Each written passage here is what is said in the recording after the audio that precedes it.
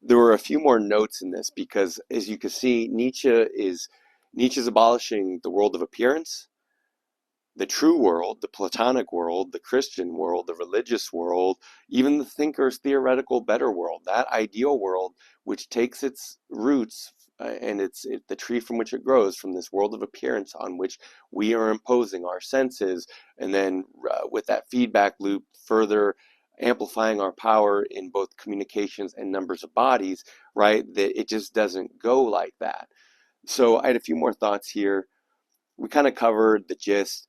Now that we've been gone beyond man and gone beyond morality, we see what it is to be caught between two ages. Because there's one thing to exist between, let's say, in the days of the Hellenes, between the ancient primitive technology of speaking and the newer technology of writing, and what it was like to live at the end and in between. And right, because remember, all these are just designations for organizational purposes, for perception of understanding. It's, they exist in our imagination, is what I'm saying. So Nietzsche talked about the last man being these generations who are just kind of these idle gawkers and watchers and fingers and stumblers who think they have it all figured out and there's nothing to argue about, everything's settled, right? Just find your nice little cot and die there. We're witnessing change and disaster on a scale never before seen, and you would think people would be able to feel that somehow, but the cultural programming has been so strong, and the media programming so strong, and the algorithm so strong in controlling people's, you could say attention spans or minds, or catching their psychology, and therein assigning praises and blames, and doing what culture does, is what I'm saying, in a way that priest class couldn't formerly do by projecting these messages from afar. Is, I think it's just not that it's a deferral of cognition, that we've arrived at this point in time that while we can see that all these things are errors and untrue, that everything about them and what was at the center of the world that they came from still exist as ghosts in our world, right? The writing, the language, the history itself, from Socrates to Marx, let's say, we could see that the criticism, the philosophy, the books, the traditions, they don't go anywhere. They don't disappear. And more so, that even though the critiques exist, to then compare alongside the apparent reality, is that the old ways of thinking and doing business don't disappear because the people didn't disappear, and the world that they built didn't disappear. Oh, the only thing that disappeared was the purpose, the meaning, the dream, the future, the potential to have any of these things, even for most people, in any reasonable way or way that might have mattered to folks, to people, to a culture, the things that keeps a family together, the sort of values that helps keep people focused on what's important to maintain their way of life, assuming they value it, right? But just because Nietzsche's back to the idea of assigning praise and blame, the idea that just because they die means they didn't value it is also false, because it's a back to impugning moral guilt, which Nietzsche is trying to get away from. Um,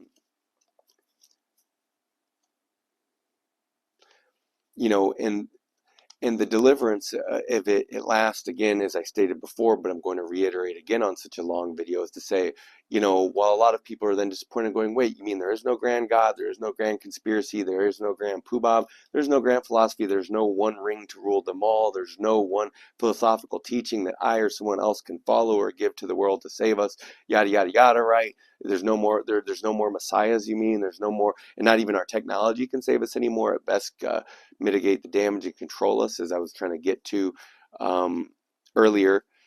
But again, what were these but just, pale mythologies, assumptions, filling in the gaps, stop gaps, and also the ideations of people who lacked an imagination, whose worlds were very narrow. Like, for instance, go back and read any of these books on the shelf, or beforehand, more specifically, go back and read print manuscripts, or print, and then, print documents compared to manuscripts, let's say, and see that the way of perceiving the world is very different, and that over time, the way we perceive the world cannot be fit back into older, naive, narrow models, right? It's like trying to take too much of a substance and put it back into a smaller vessel. in terms of how Nietzsche views the body and its conceptual hallucination of spirit. He says he sees it in people, what we call truth, which is also painful to life, and spirit is life cutting into life.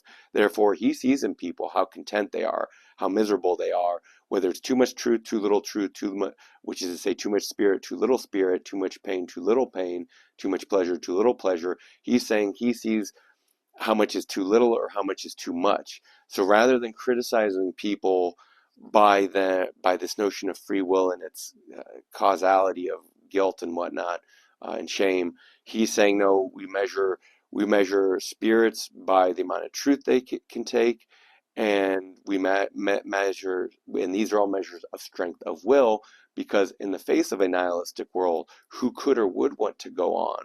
Right? In the face of such hardship, a lot of people give up. They look for easier ways and means, right? A lot of people, they give up on themselves. They give up on what's around them, right? There's so many ways we could get into what Nietzsche is describing here, not just the decay of old idols, but also the people themselves, because they're the ones who carry them forward. Yet Nietzsche observes that just because more people are miserable doesn't mean more people are dying off.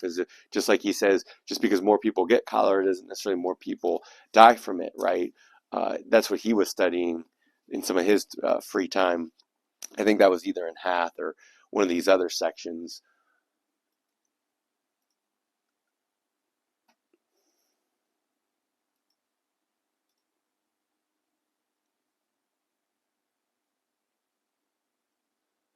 So Nietzsche's getting back to the beginnings of moral philosophy in Platonic forms.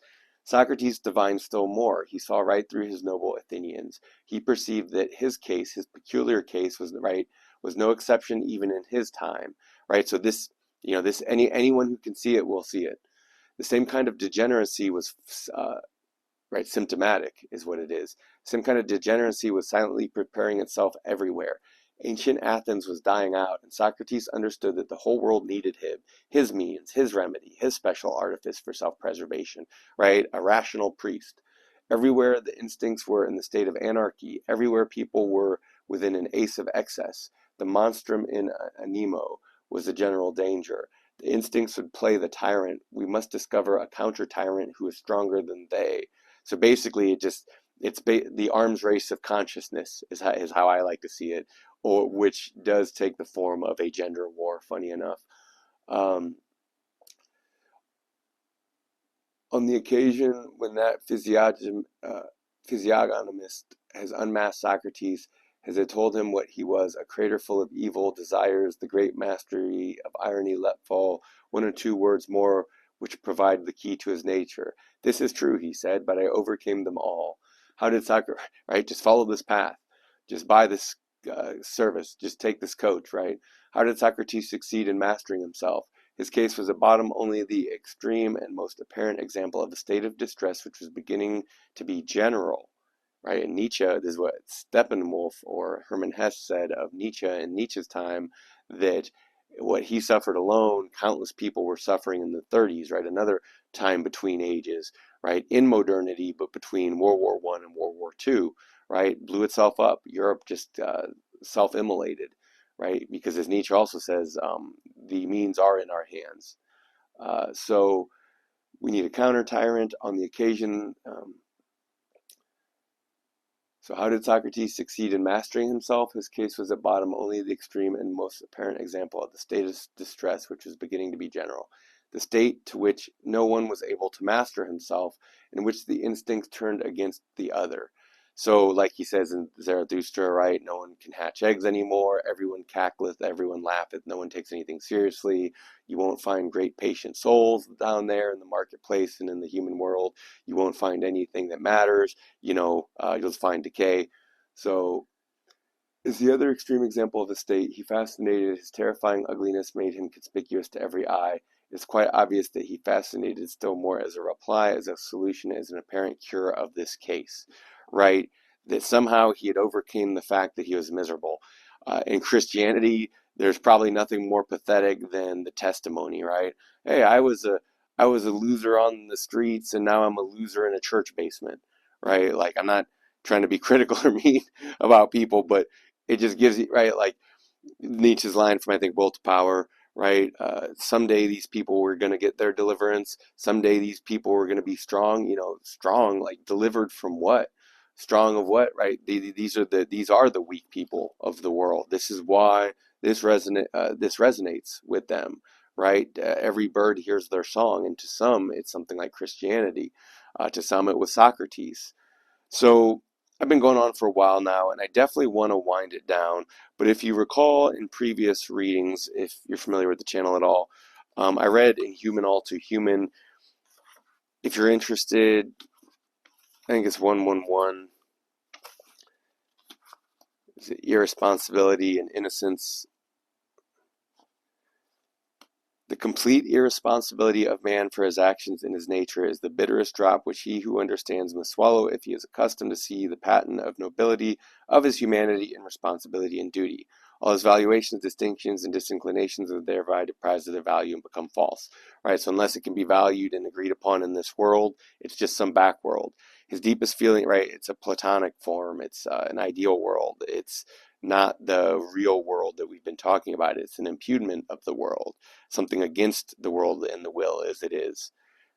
His deepest feeling for the sufferer and the hero was based on an error. He may no longer either praise or blame, for it is absurd to praise and blame nature and necessity. Right? Remember, there is no guilt here. And the same, do nothing for itself. Right? Unless you're playing the hangman, then there is no guilt. And the same way as he regards plants, so must he regard his own actions and those of mankind.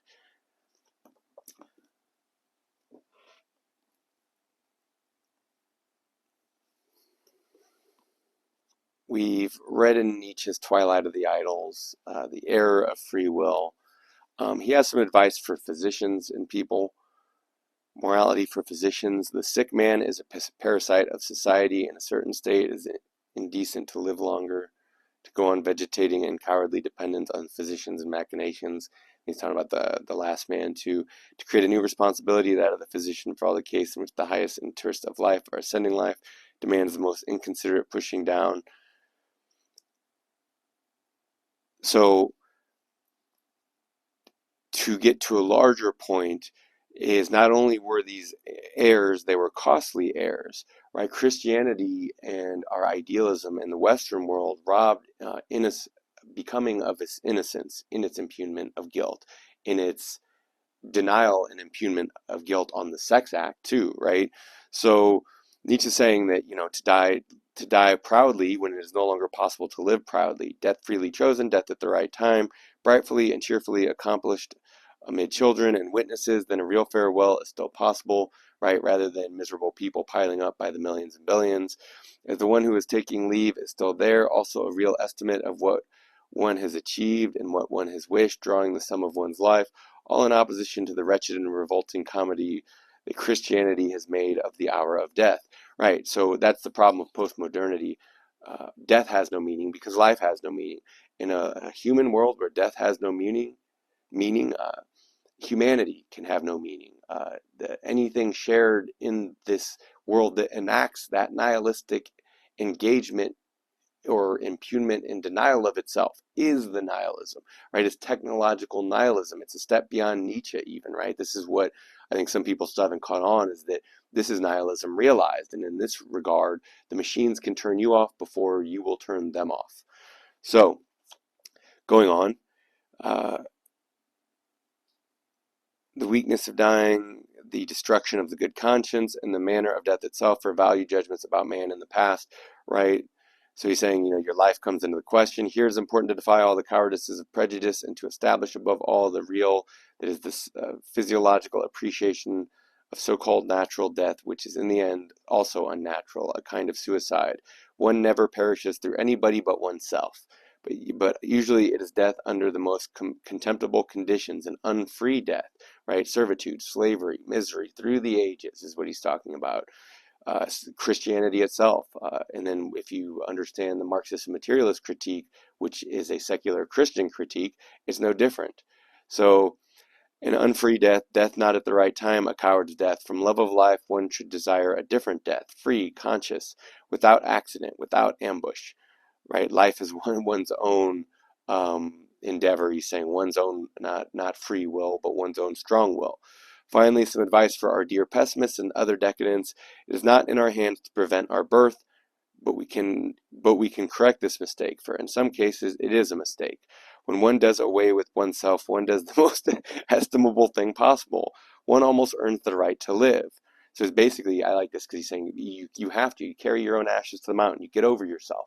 You have to, and that by that very act, you become compatible with society, because now you're not the annoyance, the objection, the problem at every turn. It's if we do say judge man as a herd-like, unindifferentiated mass of um, nobodies, essentially, with the illusion of being a somebody, it's like the fact that they can get over themselves to get along with everyone else to make the thing function on a daily basis tells you its truth. That's where the will lies in.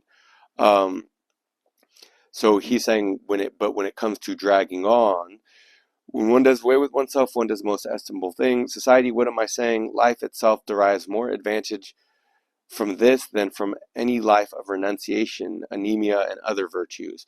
Like these lives of moral guilt, these lives of punishment, these lives of renunciation of earth and man and da da da. That's all just it's nihilism incarnate. And it doesn't actually help the sufferer. It doesn't improve mankind. It might help Socrates, right? It might help. It gives him recourse to survive, but maybe not. It doesn't apply to others at scale. Is proved only by the self-refutation of our dear pessimists. One must advance a step further in its logic and not only negate life with will and representation, as Schopenhauer did, one must also first of all negate Schopenhauer. Right, so him and the critique vanishes, and this is in Zarathustra. He says, thereupon the phantom, uh, the phantom and its ideal disappeared from me, withdrew from me. So incidentally, however, contagious pessimism still does not increase the sickliness of an age, of a generation as a whole. It is an expression of this sickliness. One falls victim to cholera.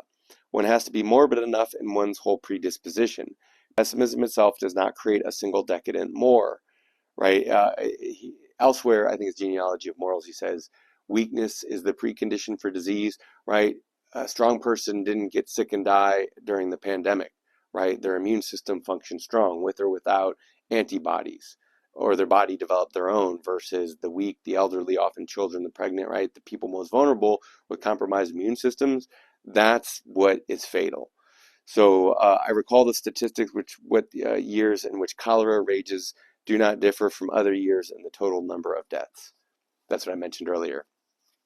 Correlation doesn't mean causation. Nietzsche, ahead of the curve, is always ahead of the curve. Ahead of the curve. It's not a very high position to be in then. And then he's got a proposition here, whether we've become more moral. My conception of freedom, where he states liberalism is the institution of turning mankind into cattle, right? Nietzsche, the only philosopher so radically liberal, he's conservative. Um, we read the critique of modernity. And basically, that does take us to the end of the line, right? That if you're sad by one or the other, you're still stuck in the duality. You're somewhere in the evil God's world or the good God's world, essentially. But it's one of those horizons, which is a cloudy horizon, because it's the one where the future was written, and that future is an ending, including the ending was written before it began, and this was necessary because in this process it was the impugnment of guilt upon the entire species. If you recall Christianity, original sin, everyone is guilty, sex is bad, right? Um, so what am I getting at here? What is Nietzsche getting at? This is just what it's like, and it's hard for people, and you can't expect them to know anything, and it's impossible to hold them responsible for anything ever. But then that was the illusion that made us powerful in the first place, and the engines that carried us forward, even though and they're left as we're haunted by them now, right? We're left by the images. The reality is gone, or in modern term, reality is only that which is reproducible or falsifiable.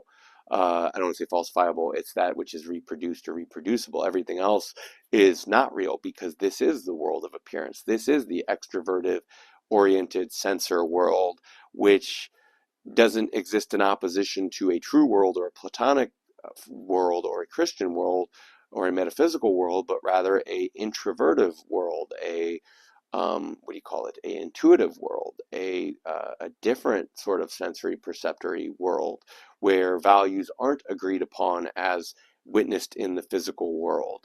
Because these were all assumptions and errors of belief in the reason and cause and effect. And through the ages, whether reason or belief, different things, either or can be heresy. You can be a disbeliever.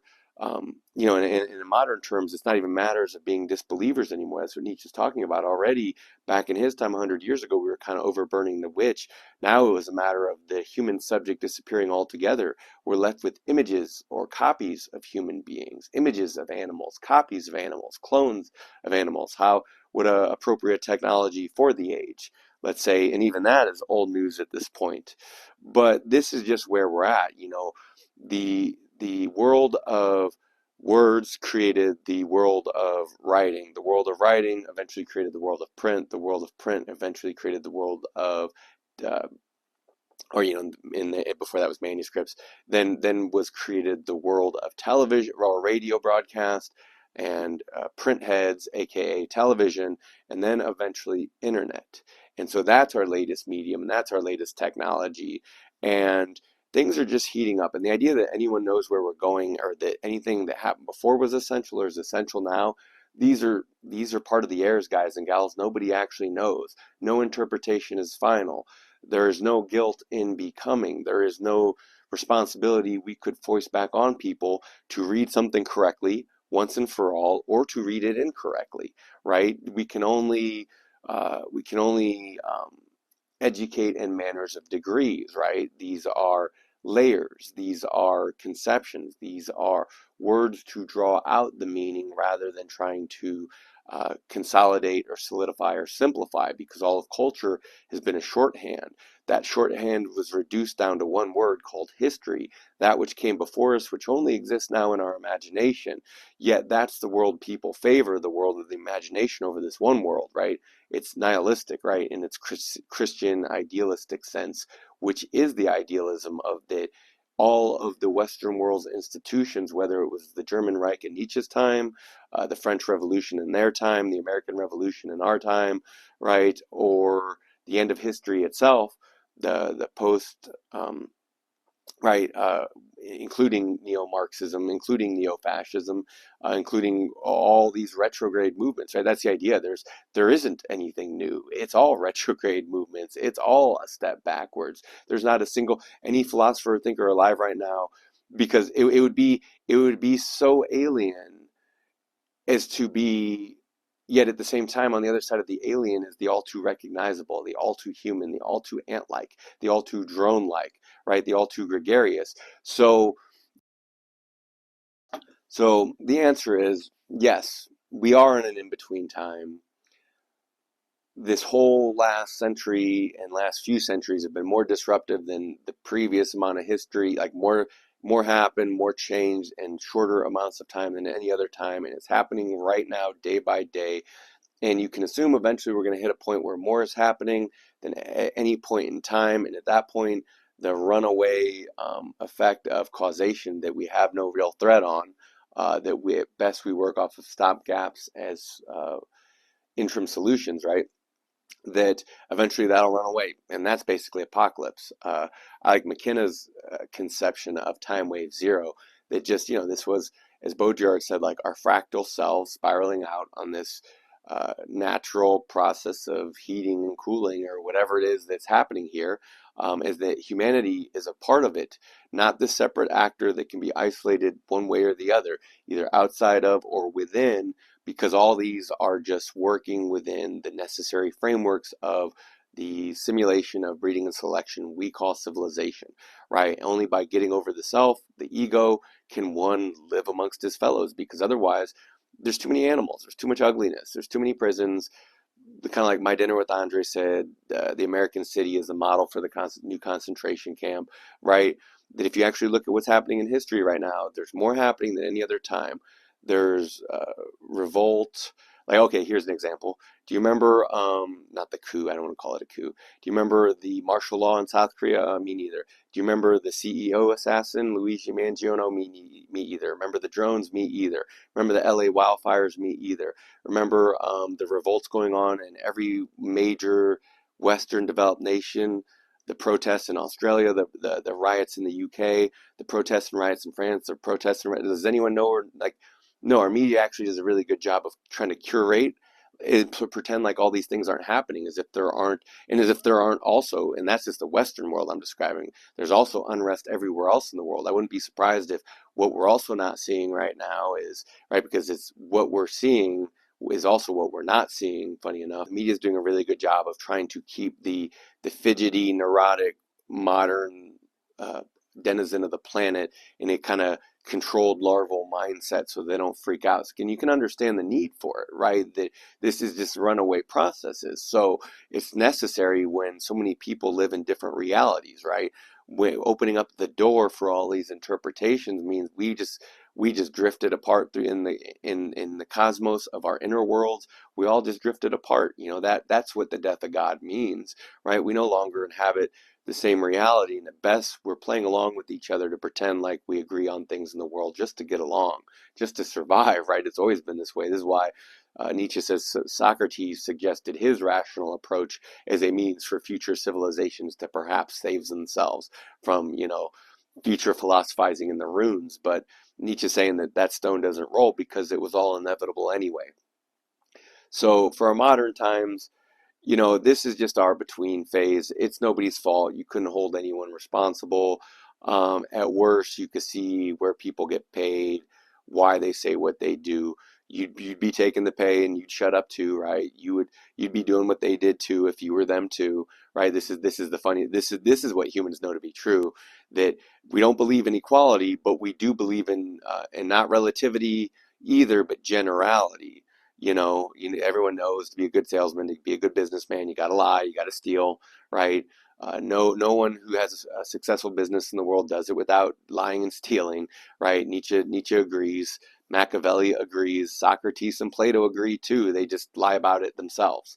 So here we are, unprecedented between time. I hope that regardless of the weight of it and the reality of it, that it finds you well wherever you are, and that you can see that outside these narrow bounds of realm. Because to quote Terence McKenna, culture is an intelligent test. Once it was suitable to keep people to live and reproduce a few short years, they didn't have to question reality. They didn't have to question their existential reality because they had a simple life and a simple way of doing things.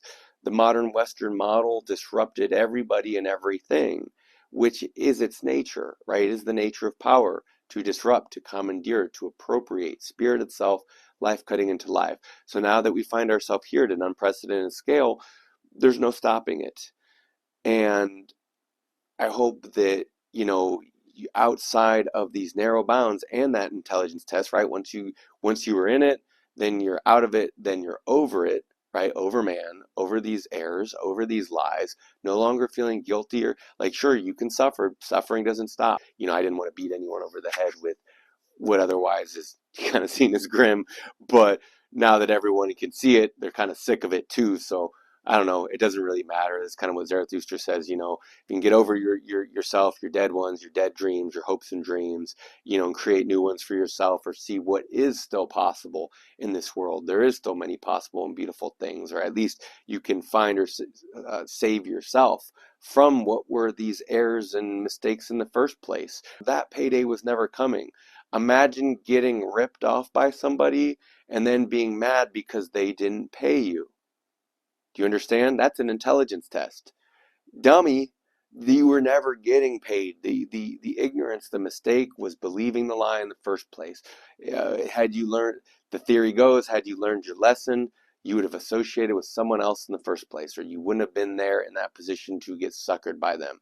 And again, like I talk about with social democracy, liberalism, the Western world, it really is a culture of buyers and sellers, uh, suckers and those who are suckered. You're either making the content or you're selling the content.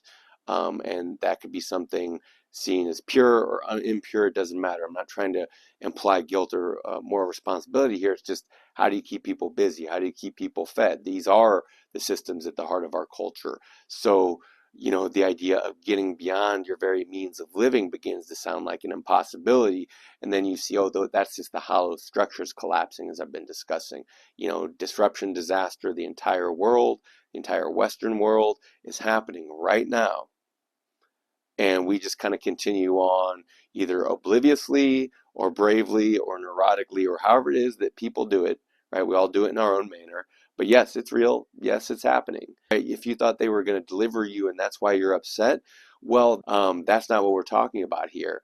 We're talking about freedom from what was only ever a means of a control, a paltry mythology that came from more narrow people from a narrow place and time. It doesn't mean they were dumber, doesn't mean they were less or more responsible or better than us either. It was just them doing as modern people do, as everyone always has, of necessity.